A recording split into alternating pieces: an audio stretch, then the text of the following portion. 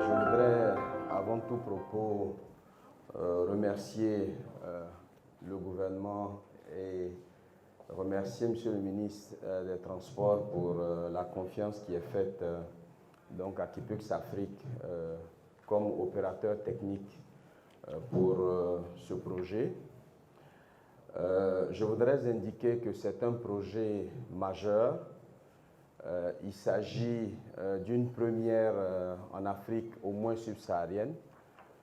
Des projets de ce type, en termes de référence, nous en avons deux principaux, qui sont un dans un pays du Maghreb et le second en Afrique du Sud.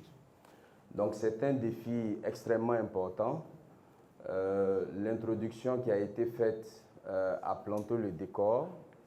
Nous sommes dans un contexte où l'insécurité routière est grandissante, où il y a la nécessité de changer de comportement, d'amener les uns et les autres à une prise de conscience collective face donc à l'incivisme sur les routes. C'est dans ce cadre-là que donc en 2019, le gouvernement a adopté et a autorisé la mise en place d'un système de transport intelligent. Le document vous présente rapidement les définitions. Je ne reviendrai pas à la définition, je ne reviendrai pas dessus.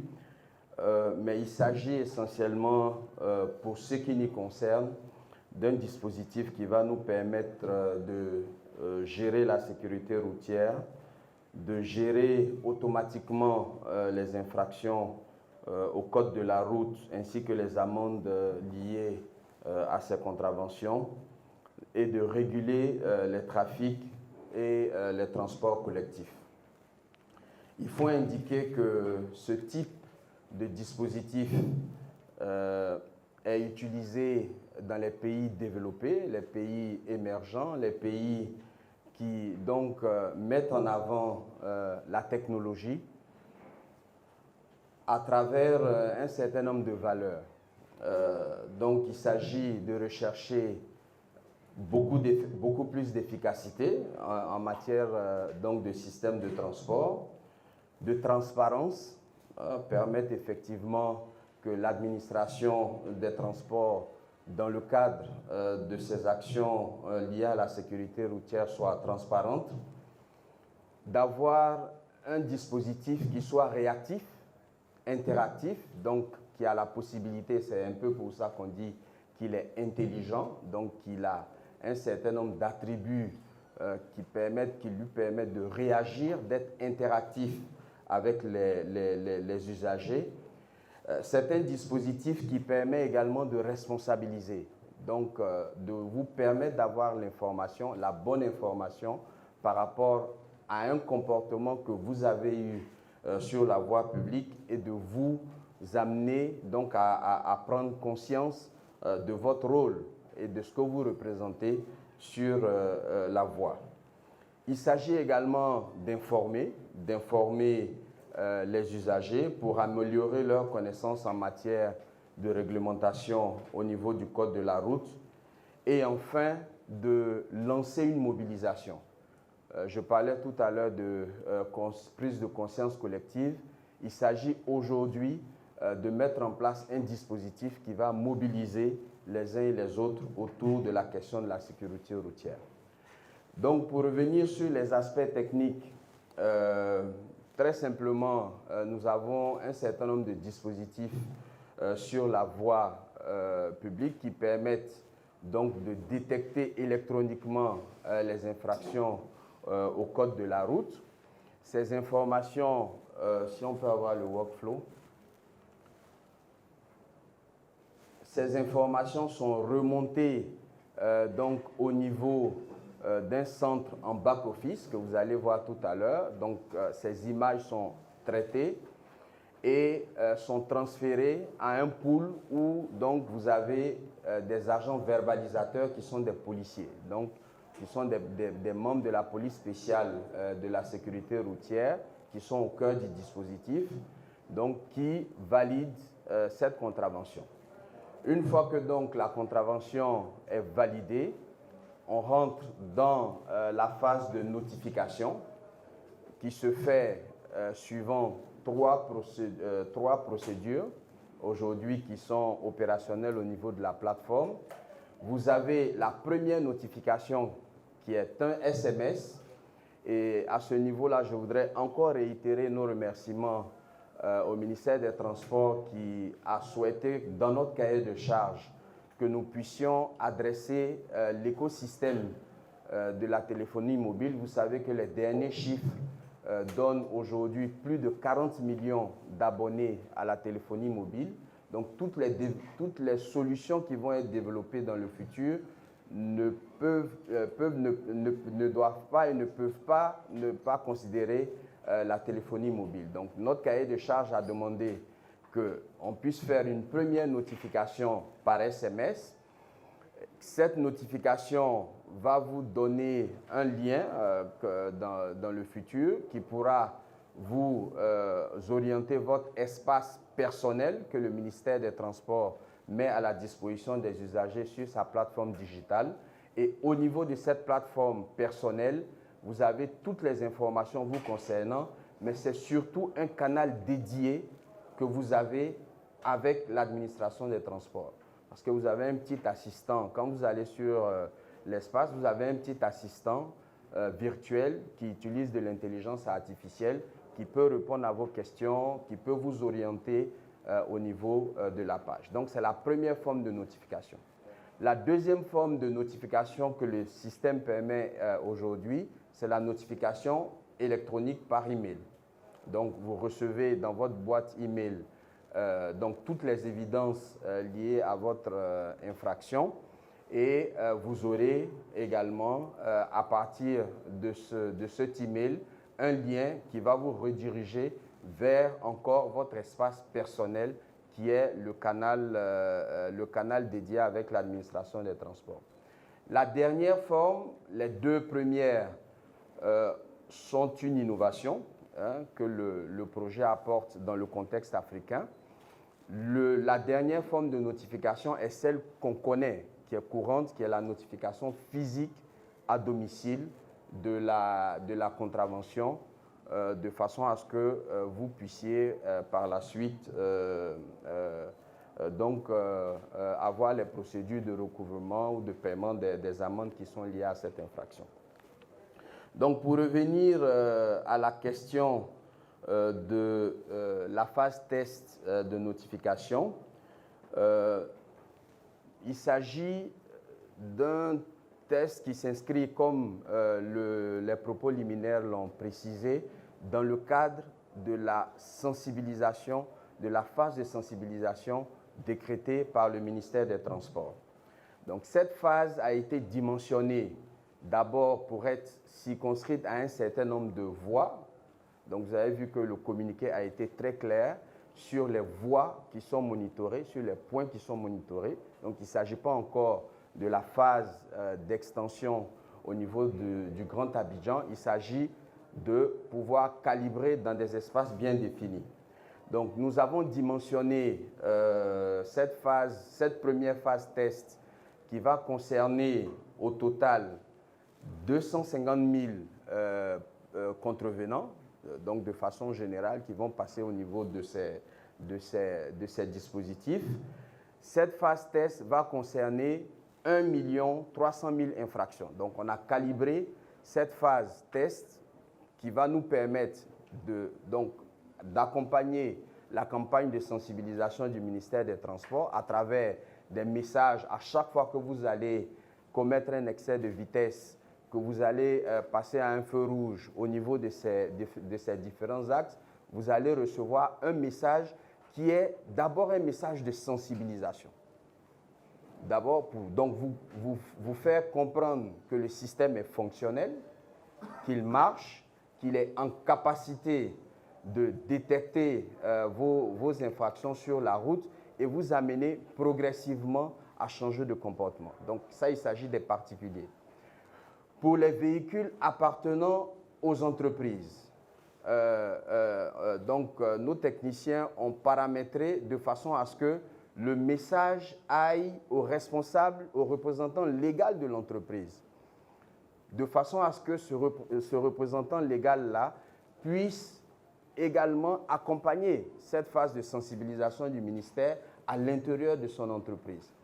Donc ça, c'est vraiment pour accompagner l'action de sensibilisation du ministère. Une fois que nous aurons bouclé donc, cette phase test de notification des SMS, nous allons passer à la deuxième phase qui est donc celle du test également des notifications à domicile et au niveau des adresses donc des différentes entreprises pour les véhicules qui appartiennent à ces entreprises-là. Je voudrais signaler, comme l'introduction l'a précisé, que cette phase test donc, est une activité opérationnelle pour donc évaluer les fonctionnalités du système, mais que tout ceci est accompagné par un certain nombre d'actions du ministère des Transports au niveau du cadre institutionnel. Le propos de l'introduction l'a précisé, il y a eu différents séminaires, un premier séminaire en 2019 et le plus récent en 2021 avec toutes les administrations concernées pour donc avancer sur les éléments liés au cadre institutionnel qui vont donc permettre de préciser les modalités pratiques donc d'entrée en vigueur de l'ensemble du dispositif qui va de la détection électronique des infractions à la notification et ensuite à tout ce qui concerne les contraventions, les amendes et surtout les possibilités de recours pour les personnes qui éventuellement auraient des réclamations ou des recours à faire. Donc voilà ce que je pouvais dire assez rapidement. Donc pour conclure en disant que en tant qu'opérateur technique pour ce projet, nous sommes très fiers parce qu'il s'agit d'équipes techniques nationales ivoiriennes à qui donc il y a eu un transfert de compétences à ce niveau avec les différents équipementiers que nous avons, avec également notre maison mère, mais je suis particulièrement fier de nos équipes et du chef de ce projet, M. Olivier Daplé, qui donc manage toute l'équipe qui est en charge du centre de gestion intégrée et de la mobilité. Donc je voudrais vous remercier pour votre présence et bien évidemment nous sommes ouverts à toutes vos questions et préoccupations. Merci beaucoup. Bonjour, je suis Aimé de Dieu du groupe RTI, précisément de Radio Côte d'Ivoire. Alors, c'est un projet innovant, mais les questions qui nous reviennent à tout moment, c'est qu'il n'y a pas assez de panneaux de signalisation. Voilà, ce sont les questions que je pose à la population. Alors, comment savoir la vitesse à tenir dans ce cas? Est-ce que vous avez tenu compte de tout cela? Et puis, juste après les notifications et les SMS à domicile, comment est-ce que vous allez procéder aux différentes amendes? Bien, bonjour. Je suis Élisée Latte du journal Inter. Vous avez mentionné pour la mise en œuvre de ce projet 2 phases. Hein. Vous avez parlé d'une première phase de notification par SMS. Ça tient sur quel délai? Cette première phase-là s'arrête quand pour qu'on entame la deuxième phase et donc savoir aussi à quel moment cette deuxième phase de notification des contraventions à domicile va démarrer. Et puis autre chose, c'est justement les notifications à domicile. Je suis vraiment intéressé de savoir comment cela va se faire et puis de façon efficace, d'autant plus que c'est vrai que il y a des rues qui sont adressées, mais vraiment dans notre capitale, il faut dire qu'il y a des domiciles, on ne peut pas facilement retrouver. Tu arrives au Koweït, ce n'est pas évident quand même d'aller jusqu'à la maison de quelqu'un. Donc je veux savoir comment tout cela va se faire. Merci. Merci bien. Donc, M. Didier Nguessan, effectivement, votre préoccupation par rapport aux plaques illisibles et défectueuses a été prise en compte. Vous savez que nous avons mené une phase pilote, une première phase pilote qui a donc couvert 2019-2020. Donc sur cette phase pilote-là, effectivement, nous avons constaté au niveau des remontées d'images qu'il y avait à peu près 37%, je pense, 37% de véhicules donc, qui étaient en circulation, qui présentaient un certain nombre de défauts, soit sur le fait que la plaque est illisible ou qu'il n'y a pas de plaque. Voilà, il n'y a pas de plaque au niveau de ce véhicule-là. Donc, à ce niveau, je voudrais vous rassurer que c'est une préoccupation qui a été prise en compte par le ministère des Transports, qui donc est en train de travailler sur cette question de plaque. Et je pense que très, très prochainement, vous aurez des annonces venant du ministère sur ces problématiques liées à la plaque. Mais je peux donc vous rassurer que c'est une préoccupation effectivement qui a été prise en compte. Voilà. Donc c'est de l'ordre de 35 à 37% des remontées d'images que nous avons eues. C'est également la même chose pour la signalisation. Vous avez vu que j'ai insisté sur le fait que l'entrée en vigueur du STI donc, est un processus global. Quand vous regardez le décret sur le code de la route, il précise bien que concernant la signalisation, donc c'est un arrêté interministériel qui est pris entre notamment le ministre des Transports et le ministre en charge de l'infrastructure routière pour indiquer donc au niveau des différentes voies les limitations de vitesse. Il n'y a pas que la signalisation verticale, il y a aussi également la signalisation horizontale. Donc à ce niveau-là, donc le ministère est également en train de travailler à ce qu'il y ait la reprise d'un plan de signalisation au niveau de la ville d'Abidjan. Mais si vous remarquez ces derniers jours, un communiqué a été produit pour indiquer les limitations de vitesse en fonction des types de véhicules, que ce soit en agglomération ou sur les voies nationales.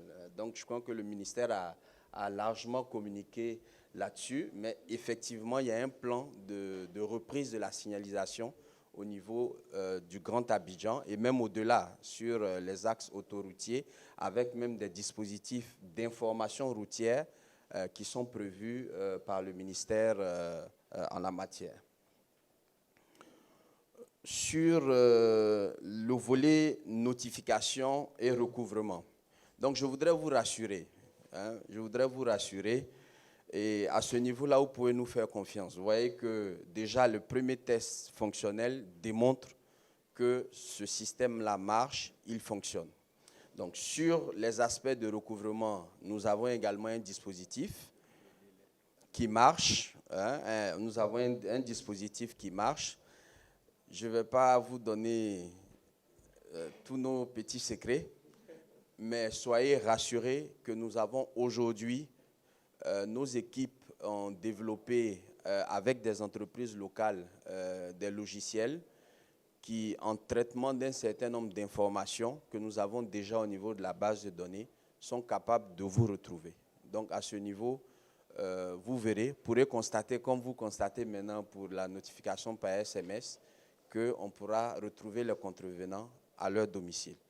Mais c'est vrai que le processus d'adressage qui est en cours et qui a été lancé par le gouvernement va beaucoup aider sur la question donc du recouvrement. Et il y a d'autres moyens qui sont déjà utilisés aujourd'hui au niveau des centres de gestion intégrés, les paiements par mobile money, les intégrations avec les plateformes bancaires, le dispositif, vous savez que tout ça aussi est encadré par des textes de loi. Donc le dispositif également de ces textes de loi-là vont permettre que lorsque vous aurez une première notification, donc vous avez la possibilité de vous en acquitter avec un délai. Lorsque vous dépassez le délai, il y a un certain nombre de pénalités qui s'engagent. Il y a un délai qui court. Passé ce délai, vous avez affaire à toute la puissance publique pour vous amener donc à changer de comportement en faisant face au paiement de l'amende qui est lié donc au mauvais comportement que vous avez eu sur la voie. Donc à ce niveau, je voudrais vous rassurer. Sur les délais, comme je l'ai dit, cette action s'inscrit dans le cadre de l'action du ministère prévue pour la sensibilisation. Donc, ça va s'arrêter avec donc, la fin de cette phase de sensibilisation, je pense qu'il est prévu pour 3 mois, 3 à 4 mois selon les indications et les instructions de M. le ministre, avant de rentrer dans une phase de répression. Voilà. Je voudrais indiquer rapidement que après la phase test et quand tout le cadre donc, institutionnel sera pris, sur 2021, ce seront 74 sites accidentogènes qui seront couverts. Les sites accidentogènes nous ont été donc communiqués par les services du ministère, donc l'OSER, par l'Office de sécurité routière, qui a indiqué les points noirs au niveau de la ville d'Abidjan. Donc 74 sites accidentogènes seront couverts. L'ensemble des véhicules de la police spéciale de sécurité routière, aujourd'hui ce sont 10 4x4, 10 véhicules 4x4 seront dotés de radars embarqués, de dispositifs de radars embarqués, donc les véhicules 4x4 ainsi que les motos. Pour le moment, il y en a 10. Il y a 10 4x4 et 10 motos qui seront dotés de dispositifs de radars embarqués. Donc, au total, 2020, c'est 74 sites. Après, on va étendre en 2022, y compris les différents axes autoroutiers. Ce seront 173 radars qui seront disposés au final sur l'ensemble du périmètre du projet qui concerne donc le Grand Abidjan et une quarantaine de radars pédagogiques. Donc, on va mettre également des radars pédagogiques qui vont vous indiquer, il y a déjà des dispositifs de radar pédagogiques que vous avez à la descente du pont, je crois Félix Houphouët-Boigny, du pont de Gaulle, à la descente du pont de Gaulle, au niveau du boulevard de l'aéroport. Ce sont des radars qui vous indiquent à distance votre vitesse, quelle est votre vitesse, de manière à ce que vous puissiez ralentir. On va installer une nouvelle génération de radars pédagogiques. Lorsque vous serez en excès, qui va vous indiquer en rouge votre vitesse pour vous signaler que vous êtes en train d'arriver en excès. Lorsque vous êtes dans la bonne vitesse, va sortir un signal en vert. L'objectif vraiment, c'est d'amener à faire changer de comportement, à faire baisser le taux des accidents et à impacter donc la gravité de ces accidents-là. Je pense que j'ai répondu sur les délais et sur la phase de notification. Merci. Concernant la question de Didier Nguessan de RTI1, sur le problème des plaques d'immatriculation, il y a quelques semaines, le ministre avait intervenu, était l'invité d'une chaîne de télévision privée de la place. Il en a parlé. Je crois le ministère est en train de travailler pour voir comment est-ce qu'il faut changer toutes les plaques d'immatriculation. Mais restez tranquille, ce n'est pas pour payer. Personne ne va payer. Alors, on est en train de trouver une solution, comment il faut changer complètement toutes les plaques d'immatriculation. Ce que vous dites est exact. Effectivement, il y a tellement de fausses plaques d'immatriculation, il y a des plaques d'immatriculation, on ne sait pas, qu'on n'arrive pas à lire. Donc le ministre est en train de travailler là-dessus. Il a dit, je pense que bientôt, nous aurons de nouvelles plaques d'immatriculation, mais qui, je répète, qui ne seront pas payantes. Et sur le problème d'adressage, le ministre du Logement, de la Construction aussi, tout dernièrement en a parlé. Parce qu'on a fait des systèmes d'adressage à Abidjan où on mettait des X, des Y, vraiment, c'était difficile à lire. Donc c'est une affaire, c'est un système un peu transversal. C'est un système un peu transversal. Que ce soit le ministère de l'Intérieur, que ce soit le ministère de la Construction, que ce soit le ministère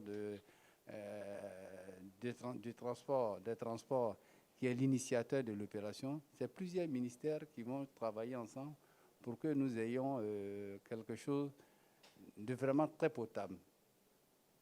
Et enfin, je voulais vous dire que l'objectif, ce n'est pas la répression. Comme a dit le directeur général, ce n'est pas la répression. C'est pour diminuer le nombre d'accidents, comme vous l'avez constaté vous-même. Merci. Bonjour. Je suis Célestin Quadio de Acturoute.info. Monsieur le directeur, tout à l'heure vous avez dit que l'objectif pour cette phase test-là, c'est 1,3 million d'infractions, si j'ai bien compris. Alors depuis le 6 mai que cette phase test a commencé, nous sommes pratiquement à une semaine. Est-ce qu'on peut avoir au moins une idée sur le nombre de contraventions qu'on a déjà distribuées? La deuxième question porte sur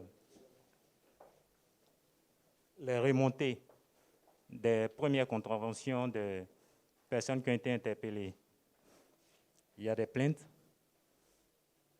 Certains disent qu'ils ont été interpellés il y a un an de cela.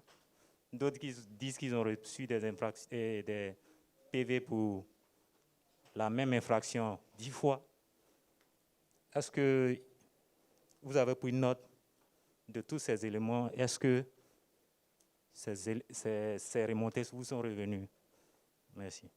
Merci beaucoup. Je suis Daouda Koulibaly de InfoTracker. Monsieur le directeur, ma question, ça va dans le sens de la contravention, en fait, concrètement. Est-ce qu'aujourd'hui, avec cette vidéo verbalisation, on ne va plus voir les policiers dans la rue? Parce que sincèrement, me concernant, moi, ça me gêne un peu. Souvent, on te verbalise, on te dit, bon, tu me donnes 1000 francs, et puis je laisse la contravention. J'ai envie de payer ma contravention, clairement. Au moins, ça va servir à construire quelque chose pour l'État. Est-ce qu'avec cette vidéo verbalisation, on ne va plus voir des policiers nous contraventionner inutilement dans la rue? Bonjour, monsieur le directeur général. Patrice Alegbé, APA News. Mes questions sont les suivantes. J'aimerais savoir l'entrée en vigueur du projet STI. Voilà, après les phases tests, l'entrée en vigueur, c'est pour quand? Ensuite, les coûts des amendes liées aux infractions, est-ce qu'on peut les savoir? Et qui encaisse l'argent de ces amendes? Est-ce que c'est Kipus, le Trésor ivoirien? Et vous pouvez aussi nous dire la commission de Kipus. Et enfin, le coût du projet, le coût d'investissement du projet. Est-ce qu'on peut le savoir, si possible? Merci. Bonjour, monsieur le directeur. Mathias Kwame du quotidien Le Mandat. Je voudrais revenir un peu sur le choix des tronçons pour la phase test. Qu'est-ce qui vous a guidé? Premièrement, et puis deuxièmement, selon vos chiffres, j'ai parlé du ministère des Transports, 90 à 95% des accidents sont dus aux facteurs humains.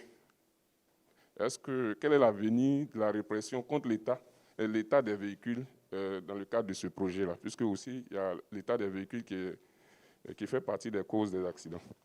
Alors, sur la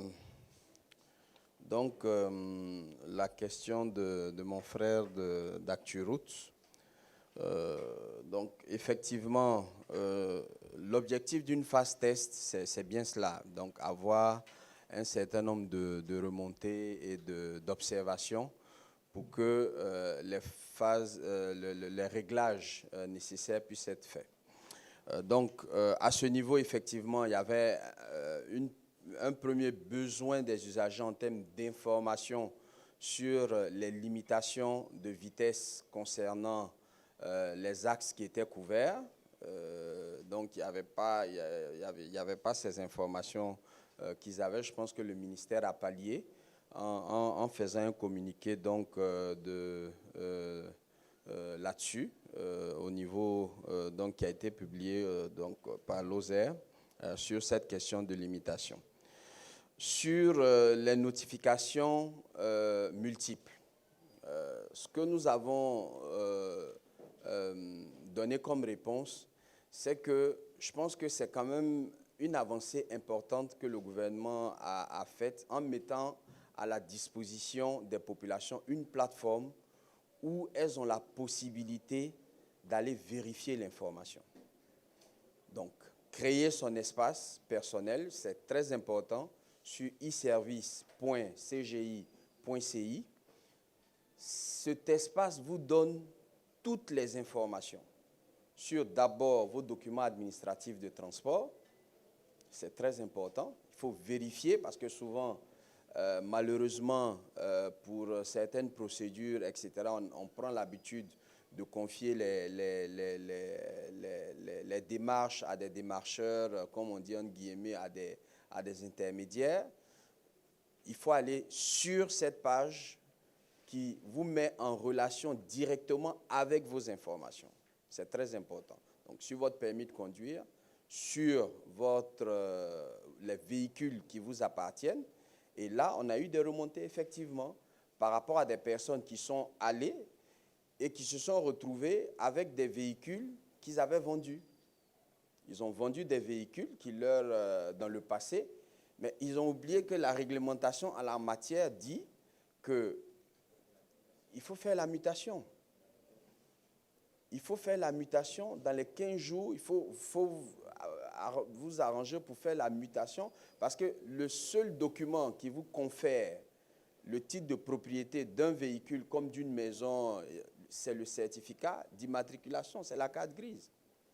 Donc, à ce niveau, il y a eu beaucoup de remontées concernant ces cas de personnes qui ont vendu des véhicules dans le passé, qui n'ont pas, il y a même certains qui nous ont saisis par courrier pour nous demander quelle était l'attitude.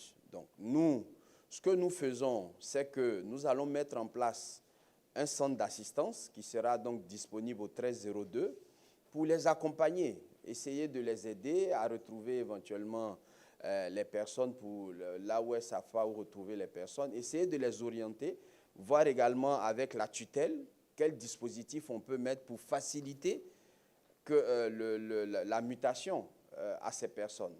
Déjà, c'est dans leur intérêt, même en dehors de la vidéo-verbalisation, c'est dans leur intérêt de pouvoir au moins régulariser tout ce qui concerne les documents. Ça, c'est vraiment important. Il y a eu donc ce cas, il y a eu le deuxième cas, comme je l'ai indiqué, de personnes qui disaient non, j'ai reçu une notification pour un véhicule qui ne m'appartient pas, qui n'est pas dans ma flotte. Alors, après vérification, sur la totalité de ces personnes, il s'est avéré que c'était des personnes qui étaient représentants légaux d'une société. Donc, comme on l'a précisé, dans le cadre de la phase de sensibilisation, nos équipes techniques ont paramétré pour que ce soit le représentant légal dans cette première phase-là qui reçoit la notification pour que lui, à son tour, puisse sensibiliser au niveau de son personnel. C'est vraiment les principaux cas qu'on a pu avoir. Donc, absence d'information par rapport aux axes, le ministère a pallié avec le communiqué. La question de, comme vous dites, des infractions, il y avait 1 an. Bon, effectivement, vous savez que ce genre de processus, c'est first in, first out. Il faut pouvoir, on aurait pu prendre la décision de dire, bon, pour tout ce qui est déjà dans la base, on supprime et on commence à temps zéro. Donc, on a commencé déjà à évacuer tout ce qui était là au niveau du pipe et passer progressivement à ce qu'on appelle le temps réel, où effectivement le contrevenant est notifié dans la même journée par rapport à son infraction au code de la route. Sur les statistiques, nous avançons bien, donc c'est depuis le jeudi, le 6 mai que nous avons lancé cette phase. Donc nous sommes déjà sur l'objectif des 1 300 000 infractions. Nous sommes à peu près à 30% déjà qui ont été couverts. Et sur ça, il y a 25% à peu près qui sont des véhicules appartenant à des entreprises, donc qui sont immatriculés au nom d'entreprises, et 75% qui sont des véhicules de particuliers, de personnes particulières. Je voudrais rapidement rappeler, avec votre permission, les limitations de vitesse sur les différents axes. Donc, le boulevard de la Paix, 60 km/h, boulevard Lagunaire, 60 km/h, boulevard de Gaulle, Trècheville, 60 km, boulevard VGE, 60, voie express, 60, voie express. Donc, en agglomération, la limitation, c'est 60 km/h.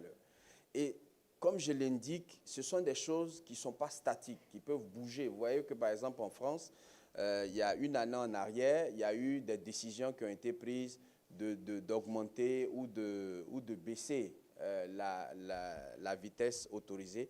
Tout ça est en train d'être revu dans le cadre institutionnel et ça va aller de pair avec la reprise du plan de signalisation, comme je l'indique, qui est une priorité de M. le ministre des Transports.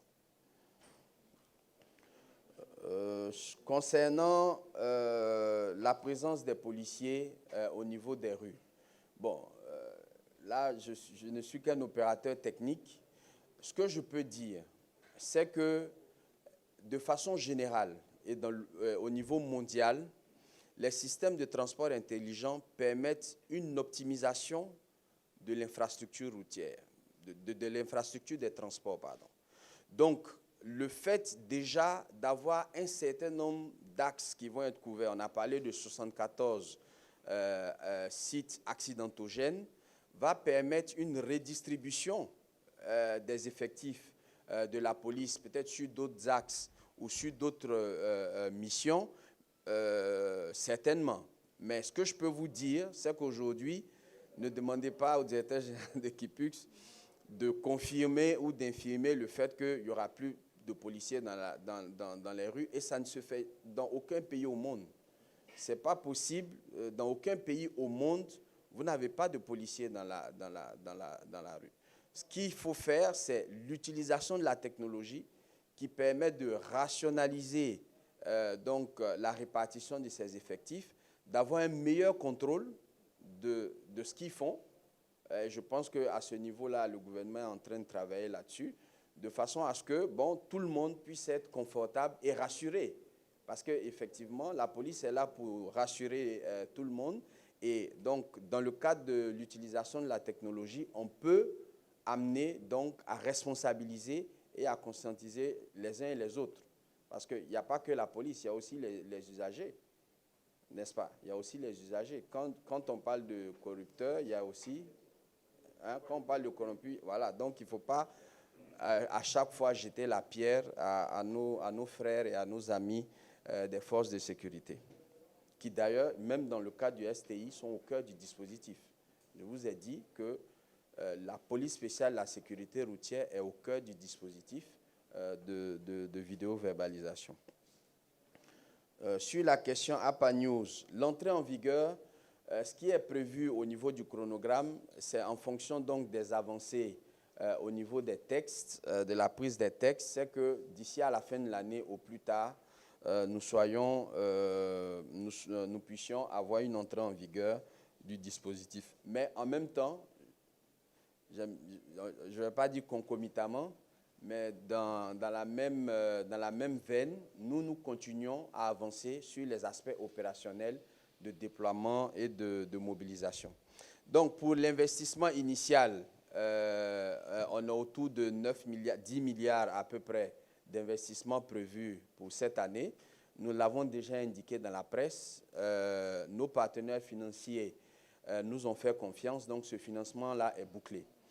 Sur l'investissement, il y a la partie donc, des équipements à déployer, il y a la partie logicielle, mais il y a un élément qui est important, c'est la fourrière administrative du ministère des Transports, qui sera l'une des plus grandes fourrières, en tout cas en Afrique subsaharienne, qui va couvrir 5 hectares et dont le terrain est déjà acquis. Donc, on est dans les dernières formalités d'enregistrement. Et très bientôt, Monsieur le ministre pourra vous inviter pour la cérémonie de pose de la première pierre de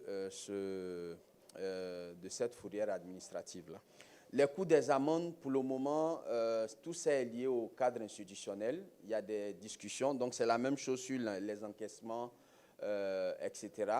Donc sur les procédures, c'est clair que les administrations qui sont concernées seront toujours au cœur du dispositif, comme vous voyez dans le cadre du Centre de gestion intégré, le Trésor public, toutes les administrations qui sont parties prenantes. Nous avons déjà eu un premier séminaire en 2019, il y a eu un autre en 2021. La restitution est prévue dans les jours qui arrivent au niveau de nos différents ministres de tutelle. Et à ce moment-là, tout le mode opératoire lié à l'amende. Mais surtout, j'insiste pour les populations, parce que je suis moi-même citoyen, les possibilités de recours. Parce que ce genre de dispositif, le cadre réglementaire doit toujours prévoir les possibilités de recours pour les personnes qui ont des réclamations ou éventuellement qui se retrouveraient dans des situations, par exemple, voilà, quelqu'un qui fait de la vitesse parce qu'il est en train de partir au CHU, il est en train d'accompagner sa femme qui doit accoucher, etc. Il faut qu'il y ait des possibilités de recours et le cadre institutionnel est en train de travailler là-dessus. Il n'y a pas de commission pour Kipux. Il y a un business model qui a été arrêté. Ce business model prévoit donc, dans le cadre du BOT ce qu'on appelle des processus de paiement public, par paiement public. Donc c'est une forme de BOT qui est prévue. Donc il n'y a pas de commission, entre guillemets, de commission d'équipage sur les amendes. Ça, je peux vous rassurer. D'ailleurs, si on était en termes de commission, peut-être qu'on n'aurait même pas démarré la phase test, la phase à blanc. On aurait attendu de commencer à encaisser les amendes pour travailler. Donc, je voudrais vous rassurer sur ce point. Le facteur humain. Donc, les STI impactent considérablement le comportement. J'ai vu des vidéos circuler d'un internaute qui a publié une vidéo à 2 h du matin où tout le monde s'était arrêté au feu rouge. Je ne sais pas si vous avez vu cette vidéo-là sur les réseaux sociaux et qui a même remercié donc le gouvernement, qui a remercié le président de la République en disant « Ah, ça, ce sont les effets du communiqué sur la vidéo-verbalisation ». C'est ça l'objectif. L'objectif, ce n'est pas de vous amener à payer des amendes, mais c'est de vous amener à changer de comportement pour ne pas payer d'amende, à respecter le code de la route, à avoir un comportement citoyen sur la voie. Et on ne crée rien de nouveau. C'est comme ça partout dans le monde que ces pays-là sont arrivés à impacter le comportement de leurs conducteurs. Sur l'état des véhicules, monsieur le représentant du ministre pourra vous donner beaucoup plus de détails. Mais je voudrais indiquer que notre cahier de charges nous a demandé, et ça c'est une innovation, notre cahier de charges nous a demandé d'automatiser le défaut de document. Donc l'infraction liée au défaut de document pourra être gérée par nos radars. Donc vous avez vu que dans le communiqué, on a commencé par les autorisations de transport. Donc tous les véhicules de transport qui circulent sans autorisation de transport seront notifiés. Donc de cette même façon, tous les véhicules circulant sans visite technique également seront notifiés de cette infraction. Voilà, donc on est, je parle de, en tout cas là on est en train de travailler avec les opérateurs de visite technique pour qu'on finalise, mais déjà du point de vue fonctionnel, le système permet d'automatiser donc l'infraction liée au défaut de documents, donc de visite technique. Voilà, donc ça va permettre aux personnes qui, aujourd'hui, monsieur le ministre l'indiquait, sur 1 300 000 véhicules à peu près enregistrés au niveau de la base de données, seulement 400 ou 450 000 ont passé la visite technique l'année dernière. Donc c'est un véritable enjeu d'amener les populations à aller faire le contrôle technique, à aller passer la visite technique. J'espère que je n'ai rien oublié. Voilà. Donc, le choix des axes s'est fait en relation avec les services de l'Office de sécurité routière, qui aujourd'hui, c'est vrai, du point de vue statistique, il y a un travail qui est en train d'être fait, mais au moins, ils ont l'avantage d'avoir une cartographie des points accidentogènes au niveau de la ville d'Abidjan. Donc, comme je vous ai dit, au total, ce sont 74 sites accidentogènes qui seront couverts. Et donc, pour cette première phase-là, on est allé sur les différents axes qui sont des boulevards, qui sont des axes où les personnes ont tendance à aller vite. Et ça se voit, hein, ça se voit au niveau des remontées. C'est des sites, effectivement, qu'il fallait monitorer. Merci, M. Diaby. Moi, j'ai vraiment bien aimé la question de M. Kwame, qui a parlé de l'état des véhicules. Je pense que la première des grandes mesures que le ministre Amadou Koné a prises quand il a été nommé ministre des Transports, c'était l'arrêt de l'importation des vieux véhicules de l'Europe. Au début, ça fait un tollé. Je pense qu'aujourd'hui, c'est pour ça que je dis que je suis très content de cette question. Aujourd'hui, je pense que beaucoup de personnes ont compris que la décision était la meilleure. Il fallait être courageux. Et il a été très courageux en prenant cette décision, malgré toutes les critiques qu'il a eues. Et qu'est-ce qu'il fait aujourd'hui? Nous sommes en train de redistribuer de nouveaux véhicules aux transporteurs. Vous avez peut-être vu, sans doute pendant les visites d'État du président de la République, qu'il y a eu des distributions de véhicules. Et nous avons le Fonds de développement des transports terrestres qui, sur toute l'étendue du territoire, est en train de mettre de nouveaux cars au niveau des transporteurs afin de changer le parc auto. Et le ministre, il y a quelques jours, au cours, il était l'invité de la rédaction, sans nommer le journal en question, rappelait que les accidents de la route ont augmenté de 21%, le nombre de blessés de 37% et le nombre de morts de 79%. Il aurait été plus que ça si on avait continué l'importation des vieux véhicules. Des véhicules qui ont 20 ans en France, qui arrivent en Côte d'Ivoire. Voilà. Pour le problème de l'état des véhicules, c'est ce que je voulais ajouter là-dessus.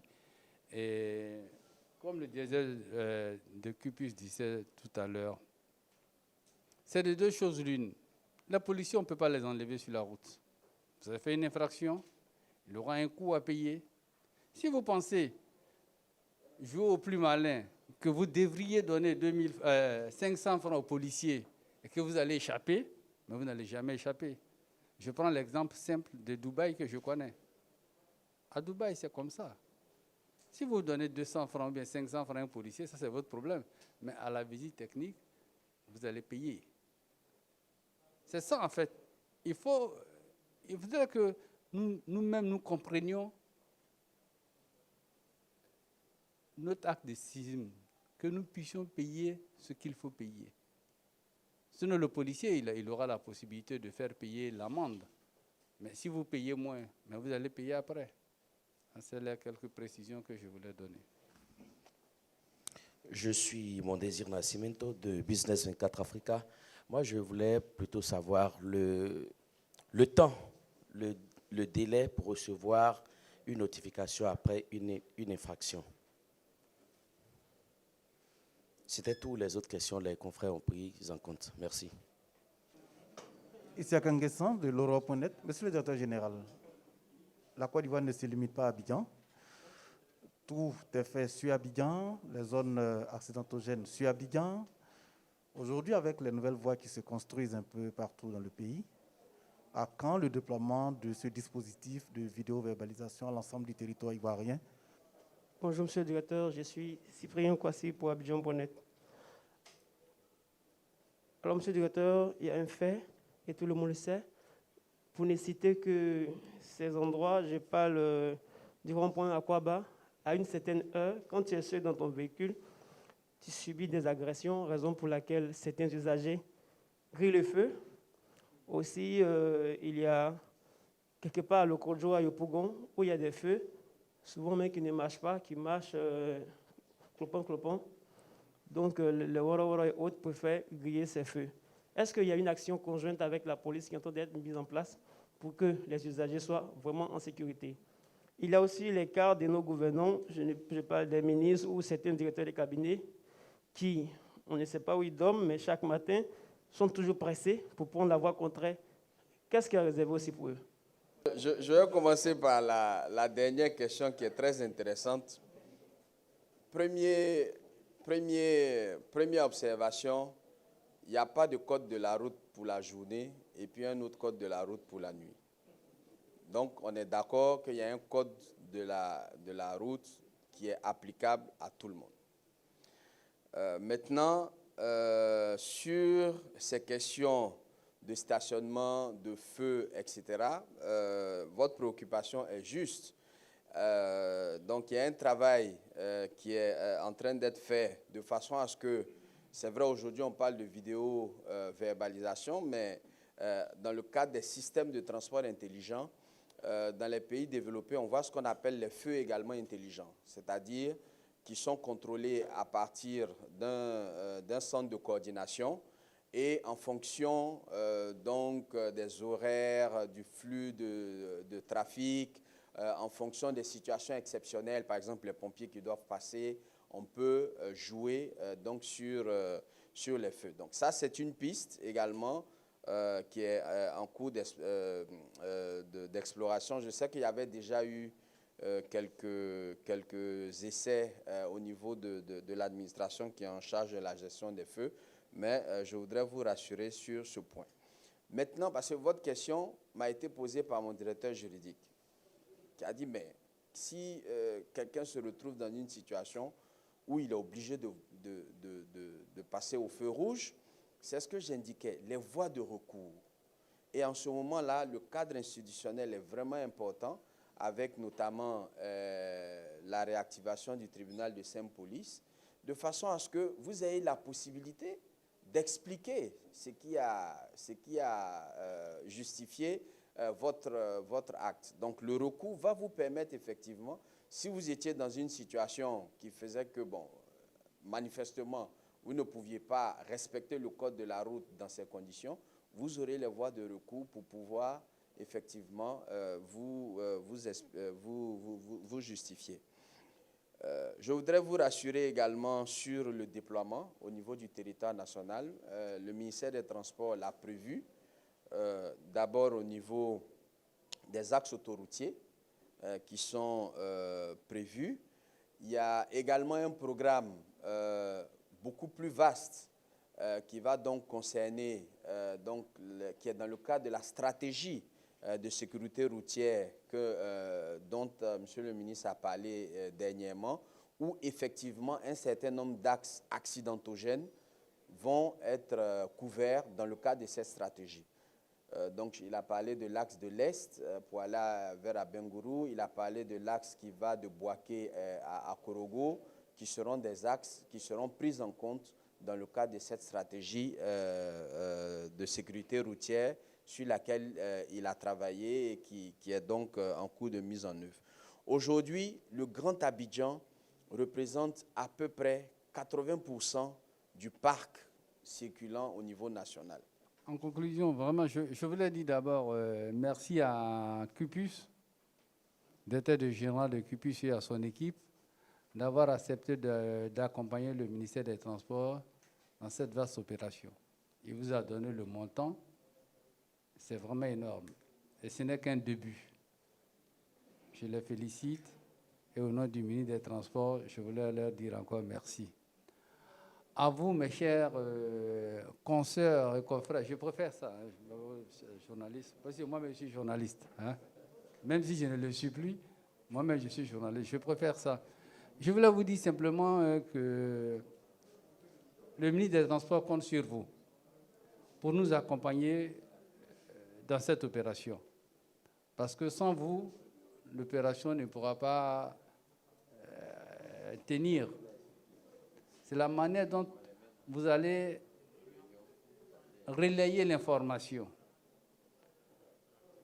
que nous allons pouvoir réussir. Alors, je vous remercie beaucoup d'être venus très, très nombreux.